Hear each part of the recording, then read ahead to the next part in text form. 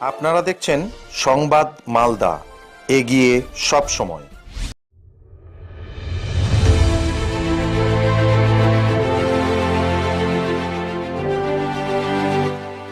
Corona পরিস্থিতিতে corona হাসপাতালে কাজ করা সত্ত্বেও বেতন না পেয়ে জেলার মুখ্য স্বাস্থ্য আধিকারিকের দপ্তরে বিক্ষোভে সামিল অস্থায়ী সাফাই কর্মীরা। হুগলির শ্রীরামপুরের শ্রমজীবী হাসপাতাল কোভিড পরিস্থিতিতে করোনার চিকিৎসার জন্য নির্দিষ্ট করে স্বাস্থ্য দপ্তর, সেই থেকে ঠিকাদারদের অধীনে কাজ শুরু করেন 16 জন সাফাই কর্মী। 5 মাস পর একবার বেতন হলেও পরবর্তীতে কখনো মাসে 2000, কখনো 1000, তাও অনিয়ম। এ নিয়ে হাসপাতালের সুপার ঠিকাদার কেউই কোনো সদুত্তর দিতে পারেননি। হাসপাতালের সামনে বিক্ষোভ দেখাতে গেলে তাদের বলা হয় এ ব্যাপারে একমাত্র সদুত্তর দিতে পারবেন জেলার মুখ্য স্বাস্থ্য আধিকারিকই। তাই বৃহস্পতিবার কাজ বন্ধ করে চুঁচুড়ায় বিক্ষোভে সামিল হন তারা। তাদের দাবি, এই ব্যাপারে কোনো সদুত্তর না পেলে আগামী দিনেও হাসপাতালের গেটে এভাবেই অবস্থান করবেন তারা।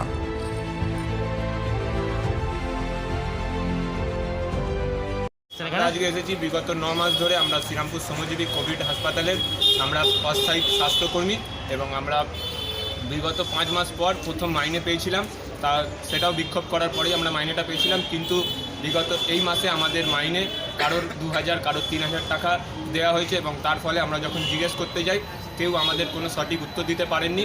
এবং আমাদের যে শ্রমজীবী হাসপাতাল তারা জানান যে অফিসে আপনি সিএমএইচ অফিসে চলে যান, এখানে আমাদের কোনো হাত দায়িত্ব নেই, আমরা বলতে পারবো না। এবং আমরা যখন ওখানে কোনো এরকম ঝামেলা করি বা বিক্ষোভ দেখাই, তারা বলেন যে আপনাদের কাজ করতে হবে না, আপনাদের অসুবিধা হলে আপনারা বেরিয়ে যান।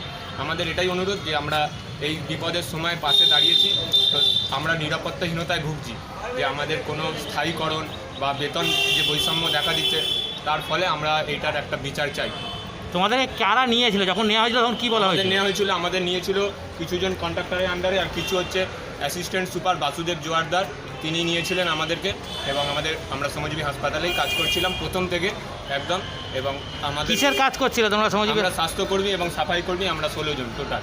আচ্ছা, আমরা সবাই মিলে কাজ করেছি। মানে এই কি কোভিড পরিস্থিতির কারণে? কোভিড পরিস্থিতিতে আমরা প্রত্যেকে মার্চ মাস থেকেই কাজ করছি, একদম প্রথম থেকে।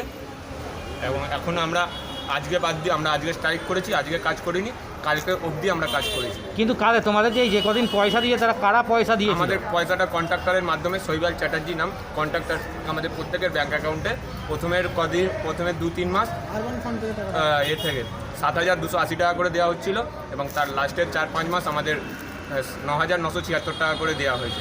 কত দেবে বলেছিল যখন নেওয়া হয়েছিল? আমাদের তখন বলেছিল যে তোমরা কাজ করো, মাইনের এখন বলতে পারছি না, কিন্তু তোমাদের বাড়িয়ে দেওয়া হবে। তা প্রথমে 7280 করে পাওয়ার পর বলেছিল তোমাদের মাইনে বেড়েছে, তো সেই ক্ষেত্রে আমরা বেশি পেয়েছিলাম। তো তারপরে এই মাসে আমাদের কারো 3000, কারো 4000 টাকা দেওয়া হয়েছে। এবং আমরা যখন বারবার কারোর কাছে যাচ্ছি আবেদন করতে, তারা প্রত্যেকে বলছেন যে আমরা জানি না, আমরা বলতে পারছি না কেন তোমরা এই টাকাটা পেয়েছো। কিন্তু কতজন কাজ করতে? না, আমরা টোটাল 16 জন কাজ করি। এখন কি বলছে? এখন বলছে যে আমাদের কোনো দায়িত্ব নেই, আমরা বলতে পারবো না যে তোমরা কেন টাকাটা কম পেলে। কেউ বলছে সুপারের কাছে যান, সুপারের কাছে আমরা চিঠি জমা দিয়েছি এবং বলেছি, সুপার বলেছিলেন যে আমি কথা বলে জানাবো, কিন্তু তার কাছ থেকে আমরা কোনো সদুত্তর পাইনি। তো তার ফলে আমরা আজ এই ডিসিশন নিতে। তোমরা কি মূলত কিসের কাজ করতে ওখানে? আমরা সাফাই করি। এটাই যে কোভিড পরিস্থিতির মধ্যে কাজ করেছে, এখন বলছে নেওয়া হবে না, এটা তোমাদের সংক্রমণও তো হতে পারে।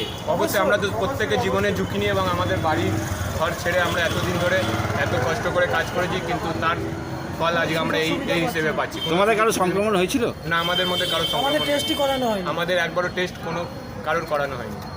তোমরা সিএমএইচ এর কাছে কি করবে এখন?